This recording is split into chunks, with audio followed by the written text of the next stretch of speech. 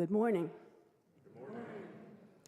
My name is Iris McKenna, and it's my pleasure to be a worship associate here at Unitarian Universalist congregation at Shelter Rock. It's good to be here in community together. Shelter Rock is served by Reverend Dr. Natalie M. Fenimore, lead minister and minister of Lifespan Religious Education, who is this weekend with the RE youth on their retreat. It's also served by Reverend David Carl Olson, associate minister of Congregational Life, Reverend Israel Buffardi, associate minister for member and community engagement, and Dana Moore, our student minister. Our music director is Stephen Michael Smith. It is my pleasure to welcome you all here to this Unitarian Universalist congregation, where we recognize that wisdom is revealed in many sources, from the enlightening discoveries of science to the healing powers of nature, the fierce calls of justice, as well as in numerous enlightening, philosophical, prophetic, and spiritual teachings throughout the ages.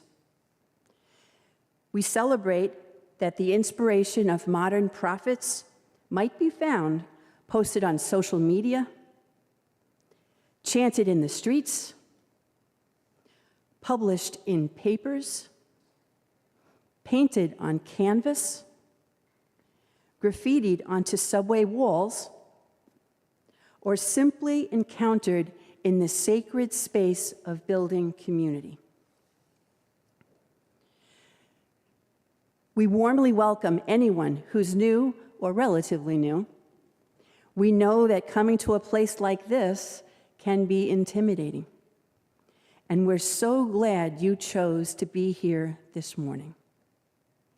Whether you are a longtime member or a first-time visitor, you are welcome.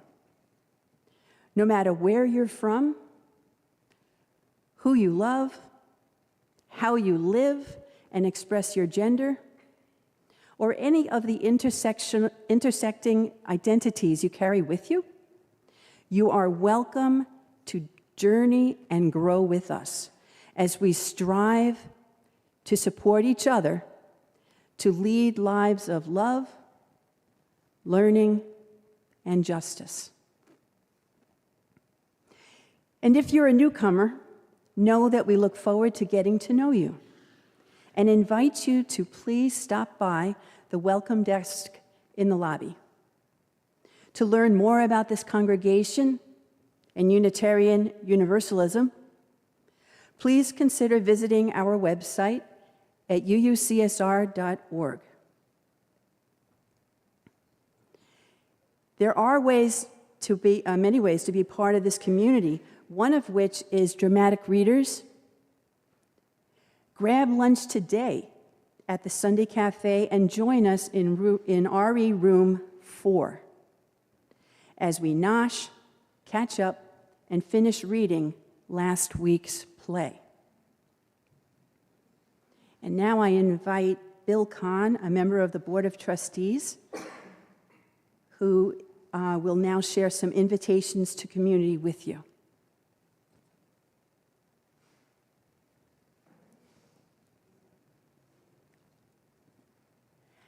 At least I thought he was being invited. I think you just shared some invitations to community. He's not here. I don't know. Is he here?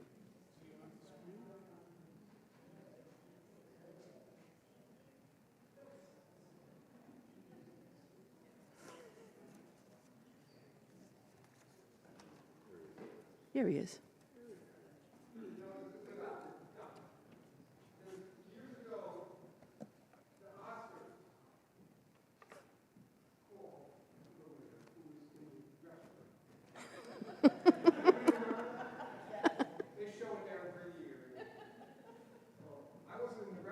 I was reading, okay? Thank you. The choir's laughing, the audience is going, oh my God. Why am I here? Who introduced me? You're introducing some community events. I am, but nobody told me that. This is your community event. Thank you. Nice to see you again.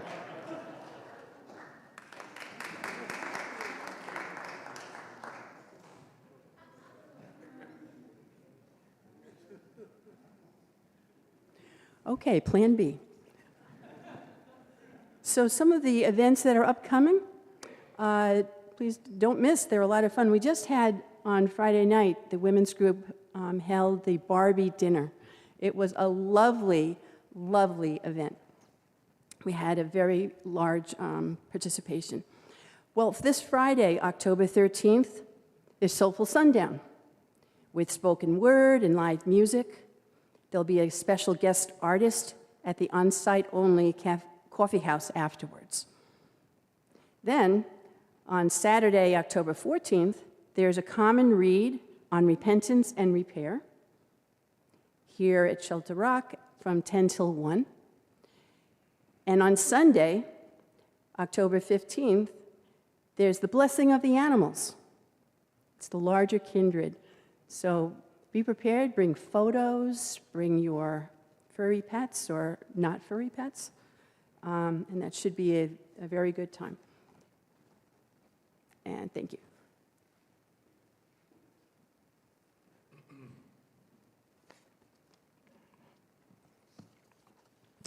I suppose the invitation to community, too, is that we all need each other to help make it work. Good morning to all of you.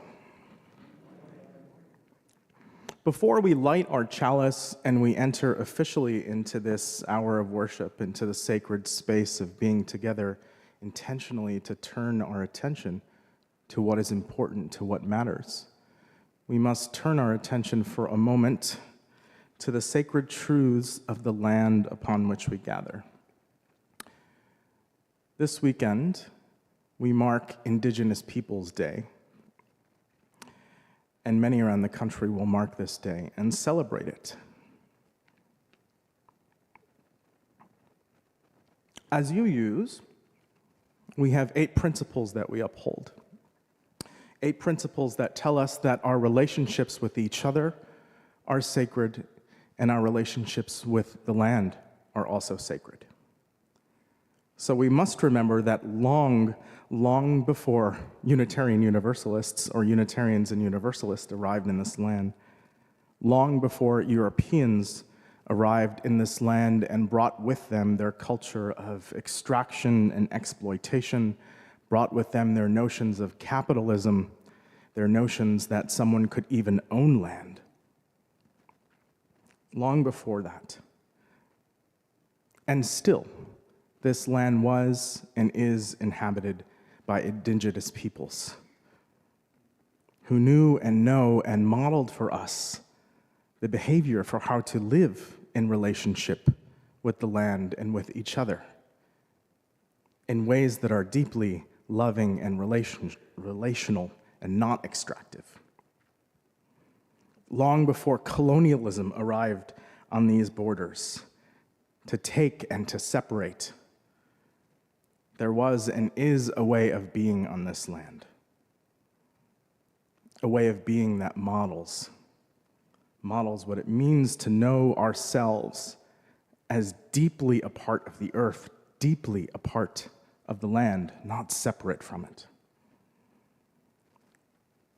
So today, this weekend, as Indigenous Peoples Day will be celebrated, we recognize and we remember not just the pains of the land, not just the genocide and the extraction and the destruction that has occurred on it, but we celebrate. We celebrate that sacred relationship with the land. And 2, we acknowledge the people who taught us those lessons and continue to. Those people, such as here on this land, the Munsee, Lenape, and Matinecook peoples, whose unceded territory that we gather on. We acknowledge their presence and the fact that they are still living and loving on this land. And we call ourselves to join with them in relationship.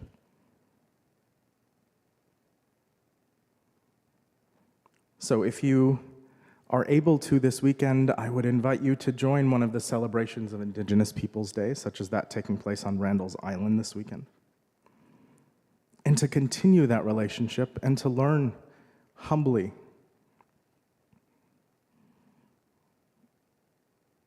and to know that you, all of us, are a part of this earth. You are nature. We are nature. We are not separate from it. And we are bound to it and responsible to it and to one another and to right the wrongs that have been committed.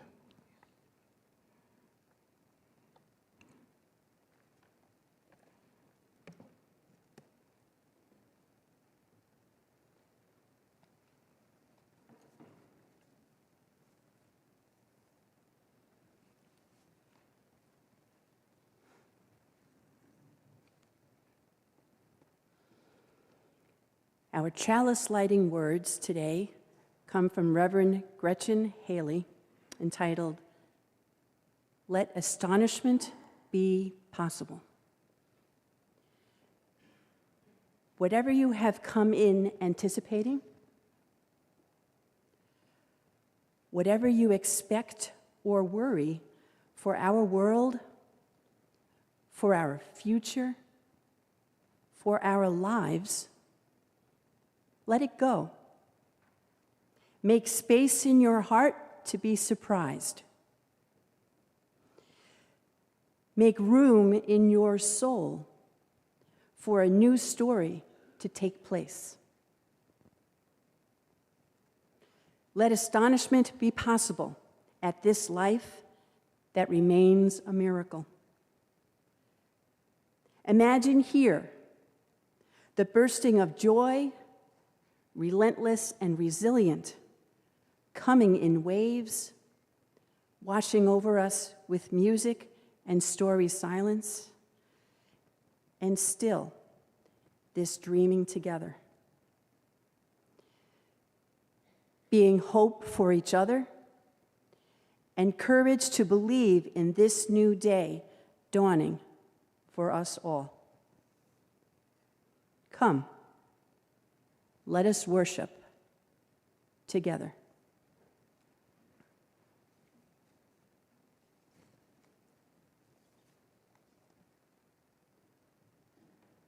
We'll sing in just a moment our opening hymn, which is number 163 in your gray hymnals, and it will be on the screen for you as well. I chose this hymn last week, and when I chose it, I didn't realize how appropriate it would be for us this morning, unfortunately, with its calls towards a joyful song of peace. We gather this morning, and perhaps as we woke up or as we went to bed, we were greeted by the news of war once again in our world. And we know that wars are continuing in our world and have been going on, and violence does not just take place in the form of war. It takes place all around the world, including in our own neighborhoods and our own country. On this morning, we remember that the earth will turn and the sun will rise. And we will each be called by that rising of the sun towards peace, towards wholeness,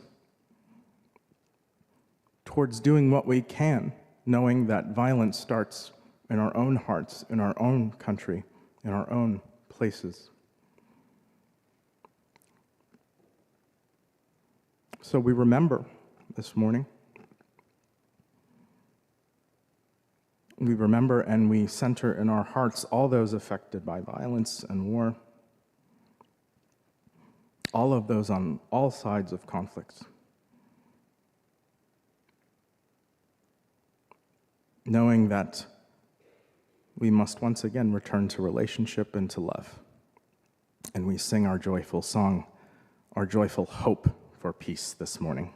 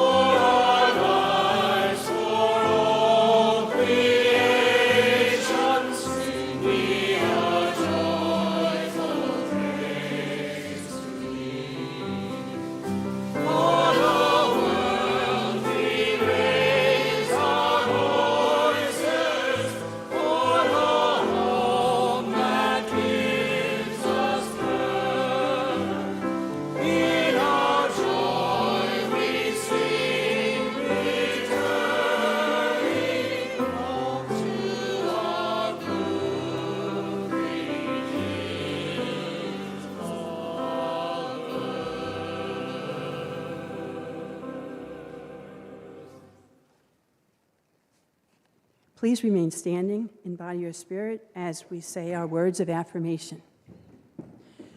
Love is the doctrine of this congregation. The quest for truth is its sacrament, and service is its prayer. To dwell together in peace, to seek knowledge in freedom, to serve human need, this do we affirm and covenant with each other.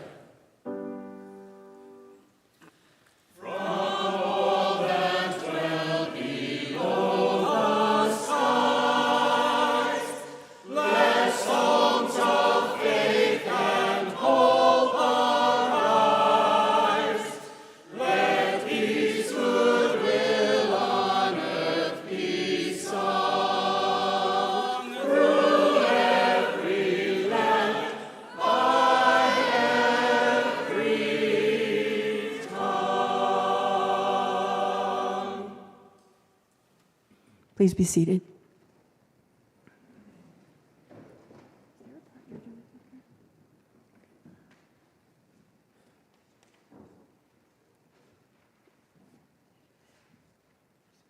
During October, Shelter Rock's offerings will go to the UUA Disaster Relief Fund. The Disaster Relief Fund is part of a covenant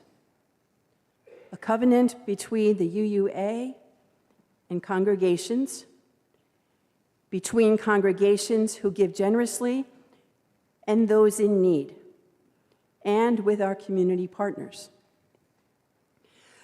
Through aiding our congregations, their members, and their community partners, we can embody our faith and values. Recently, there has been flooding of congregations in the Northeast, a firebombing in Texas, fire in Hawaii, floods in Florida and the Carolinas. All need aid. Please give as generously as you are able.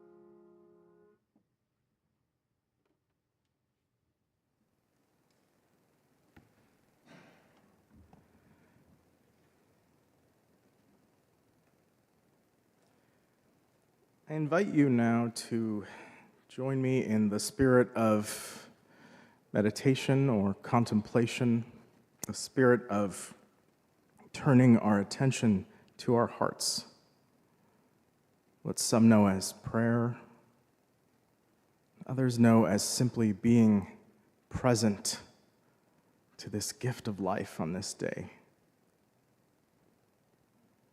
Being present to this gift of being alive for one more day when we know not for how much longer.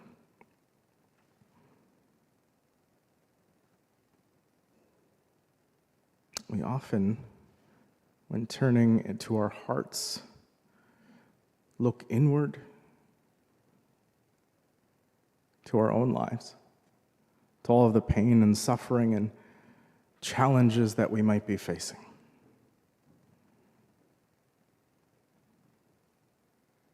We may turn to our own hearts.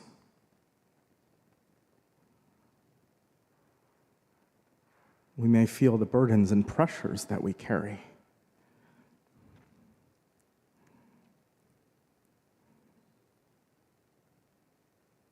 Yet we must remember to open our hearts and look around. look around and know that we do not carry those things by ourselves, that we carry them and bring them into community, where others can help us carry our burden, where we can share the joys that we carry.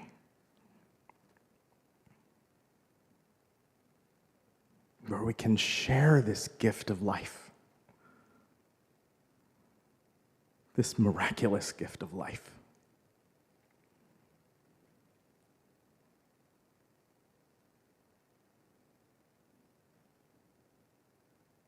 Where we know that the problems of the world are not ours alone to solve,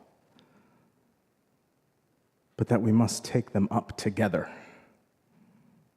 and do the work that must be done.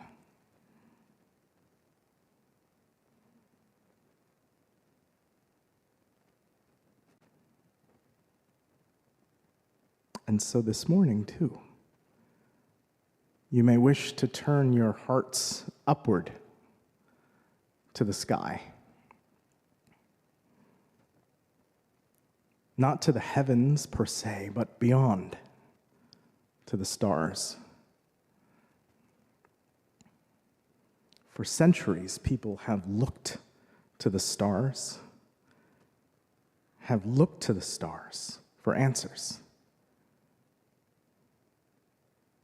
They have created star charts. People have created spaceships to take them to the stars, to seek answers in the unknown, to build up, to explore.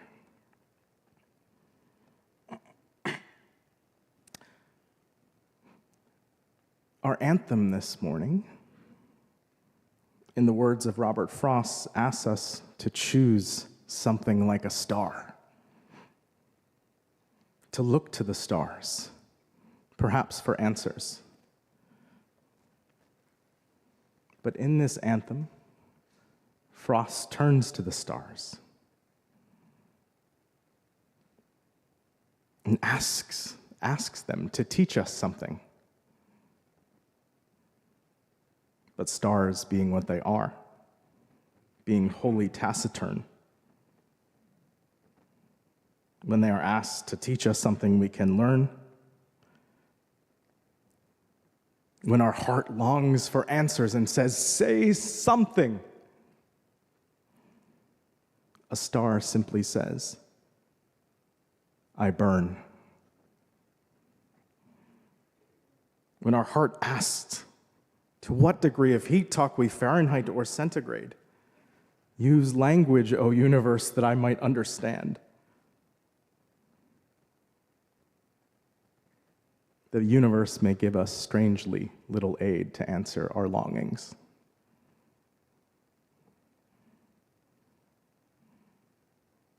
It may simply burn on, reliably. So, when at times our minds wish to be stayed and life is difficult, may we look today and always to the steadiness of the natural world, to the wisdom of the stars, the wisdom that tells us that we are stars, that we are created from those stars, their dust, their explosions, and breaking open of their hearts to create something new. May the stars remind us that nothing lasts forever, not even stars. That at times newness must derive from destruction. And may we embrace our place in that cosmic evolution, knowing that everything, all of the parts, all of the elements we need are here. May we play the long game, yet know that we must make a difference in this short time. May we look to the steadiness of stars.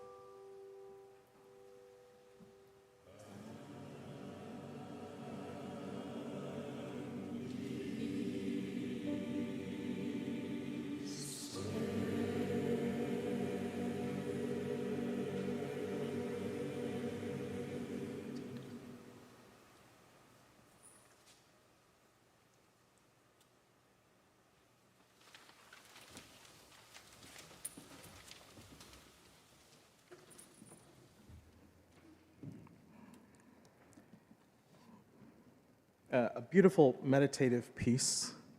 And when I was researching, after I had been chosen, I decided to research it a little bit, and I was trying to figure out what this metaphor of choosing something like a star meant.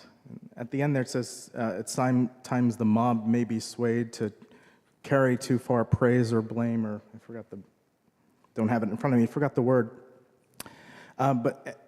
And I had come up with all this interpretation of it, reminding us to be humble and all of these things. And then I researched it and read that Frost may have actually just been ragging on Keats, the poet, a little bit there, by kind of saying he was a little too highfalutin and used language that was just kind of ridiculous for anyone to understand. Like there's even a word in there that I had to look up, and then I promptly forgot what it was. It was like eremite or yeah. What does it mean? Hermit. Reminding me that sometimes the world surprises us a little bit, and we need to be humble, and we need to have humor, and we need to know that we don't have all the answers, and that humility sometimes, recognition sometimes that we don't have the answers, and that we must look to things greater than ourselves and beyond ourselves, might be the way. It is easy, so often, to feel like the stuff that we've got, so the world, our lives, our own stuff, the systems and the processes, the unjust systems and the processes, it's easy to feel like all of these things that we inherited in our world are a bit too much, or a bit like trying to move stars. It's a bit to feel like we're stuck. We don't know what to do with this system that we've inherited that is so unjust, that perpetuates so much violence towards so many. It's easy to feel like we don't know what to do. And if only we had just the right words, just the right actions, just the right checklist to figure it out. Or maybe we feel like we want to just be able to change things quickly or have a different set of circumstances. We feel like, why did the world give me this set of circumstances? What did I do to deserve this? What did anybody do to deserve this? The answer, of course, is you didn't do anything to deserve it. But we have enabled systems that have allowed unjust things to flourish. We have created a land, a country, a place that is built on violence and genocide and taking. Yet there are still people with much love in their hearts who live on this land, who come from those legacies, who try to right them as much as they can. We are stuck with these capitalist ways of relating to one another and competing with each other on our land. It is what has been formed and created that we must live with. Or maybe not. Maybe we can do something about it. Maybe we don't need to wait for the revolution to turn everything upside down in a night to do something about it either. Maybe we can look to the wisdom of the natural world, to the wisdom of different ways of being with each other. That can give us examples and show us what it means to live in more loving and relational ways with each other and with our land. Maybe we have some examples of those things. So, a few weeks ago, earlier this month, I went to something called the Wildflower Festival, which when I saw a poster for it, I was like, sign me up, that sounds amazing. There was pictures of beautiful fields of wildflowers with a watery scene in the background, and I said, where is that? Where is that gorgeous place? That paradise-looking place?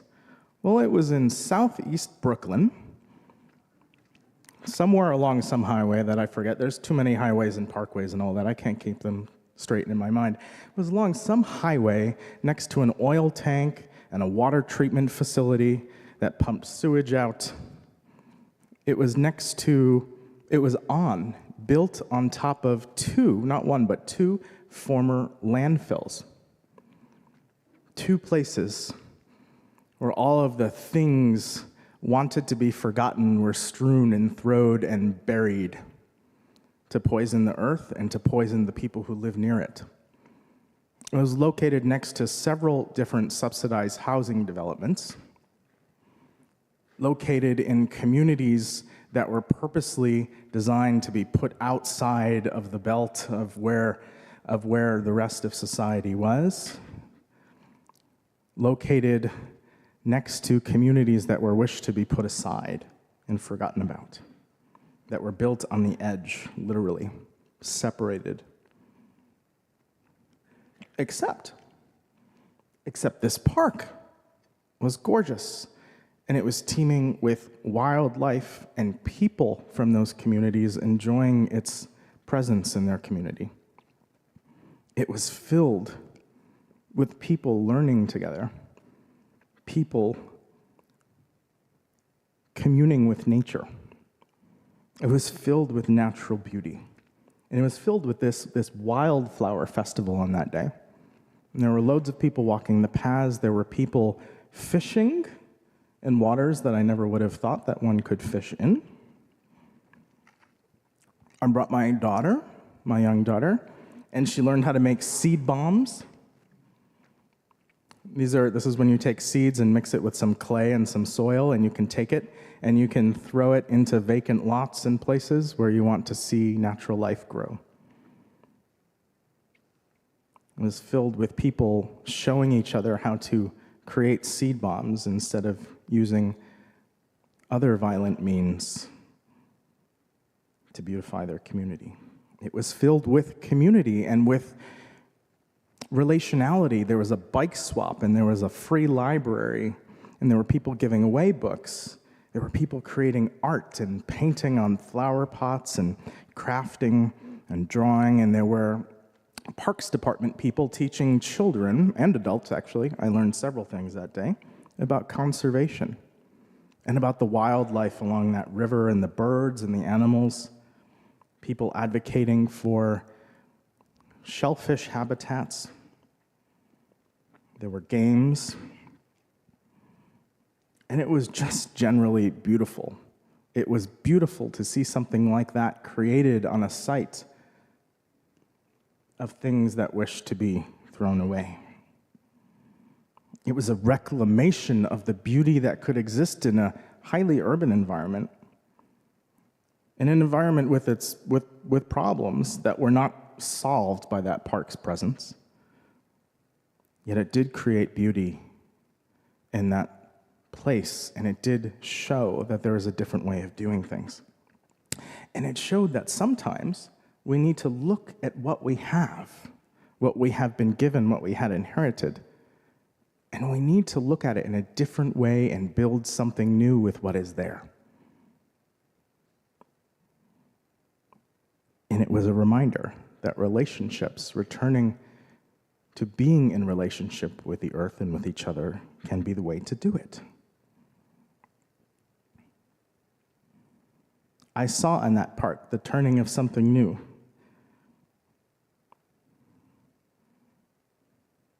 The reclaiming of a countercultural way of being against the dominant culture. As I walked, every morning I walked the promenade in Astoria. I live in Astoria in Queens. I walked the promenade near Astoria Park, and I watched the ships come in and out, the tanks. And this morning I was looking down at the East River, which has a very strong current, because it's where, I think it's where the Long Island Sound drains, so there's pretty strong current. And I was watching the current of the river, and as the ships would come by, it would almost create its own current. It would almost seem like the water was flowing in a different direction. And as I watched the water swirl and the different parts of the water swirl together, I had those same thoughts. That sometimes we can create our own currents with what is already there. The park, by the way, this park is named for Shirley Chisholm. Shirley Chisholm, who was the first African-American woman U.S. congressperson in 1969, who represented Brooklyn. And I think that Shirley Chisholm had a similar experience when she first entered Congress. She went in really energized to work for the people that she represented. And she was a fiercely strong advocate for her people that she represented and for all people in this country who were pushed aside. She was a fierce advocate. And she wanted to make her mark to make a difference in her people's lives. Except being a extraordinarily progressive person for the time and still even for today, there were those who wished to push her aside and make things harder for her. So they put her on the committee, the Agriculture Committee, thinking that a woman from Brooklyn would know nothing about agriculture. And she was pretty irritated at first about this, or at least confused, or at least not sure what her next steps would be. Because she didn't know what difference she could make on the Agriculture Committee and how she could make a difference and change culture and change lives that way. So she did what she knew best how to do. She went to her relationships, the people that she knew in her community, to help her think it through. And she went to a rabbi in her community, and she asked the rabbi for advice. What should I do? Should I fight back? Should I ask for a different committee assignment? Should I make the best of it?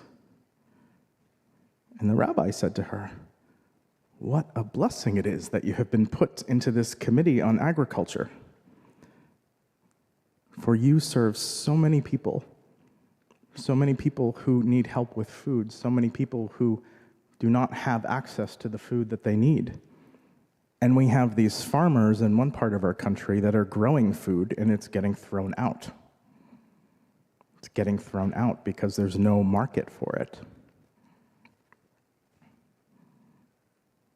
And the rabbi reminded her of the words that said, "Behold, I set in front of you today blessings and curses. Life and death, choose life." As in, choose the blessing that is before you. Choose to see the blessing that is before you and what you have inherited. And so, as you may know this story or not, Shirley Chisholm worked with an unlikely ally, Bob Dole, Senator Bob Dole, to create the food stamp, the Supplemental Nutrition Assistance Program, that connected the excess food that farmers had to people who needed it the most. She chose to see, or to create, or to be the blessing, in a situation that was hard to see it. This story reminds me that we do have the ability to transform things with what is present by being in a relationship with each other and by seeing the blessings that we bring to one another.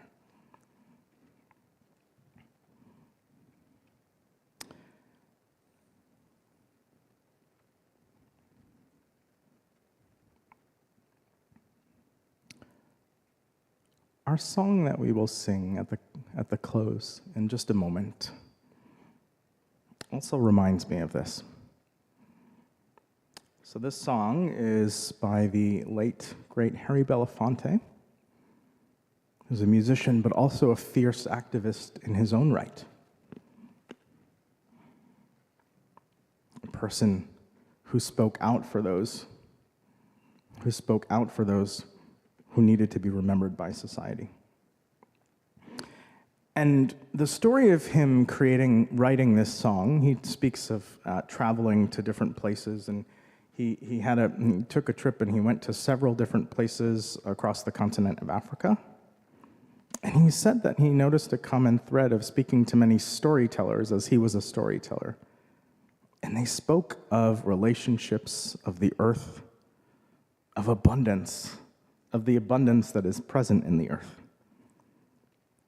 They spoke of the elements of earth and fire and water and air, and they spoke of the sacred relationship between those things and between people. And he recognized through those stories that these are the things that make the world go round. It is the connection between those things and our knowledge that we are deeply part of them, as I said earlier. That when we see ourselves in relation to these gifts that are present, these things that sustain us, only when we see ourselves as truly in relation to these things and to each other, only then will we truly see who we are, what we are. And it is then that we can turn the world around. And in the song, he uses this word, this phrase, abatiwa, which my colleague reminded me, researched for me, and reminded me means of fortunate existence. That we in this life are of fortunate existence. That we are surrounded by abundance, even when it is hard to see it. So is life.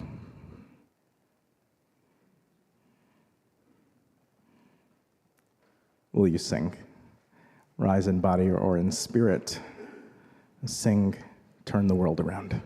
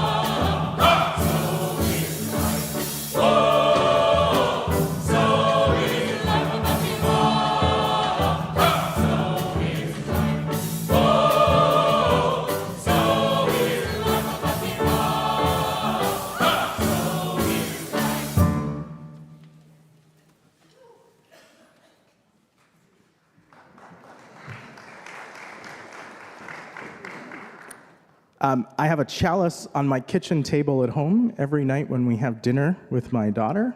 We light the chalice and we sing, "We Come From the Fire," at least the first 30 seconds of it. So, start 'em young. And go from this place knowing the abundant blessings that are in our lives already that we bring to each other, to the community and to our world, and we make true by our actions. So is life. Go in peace.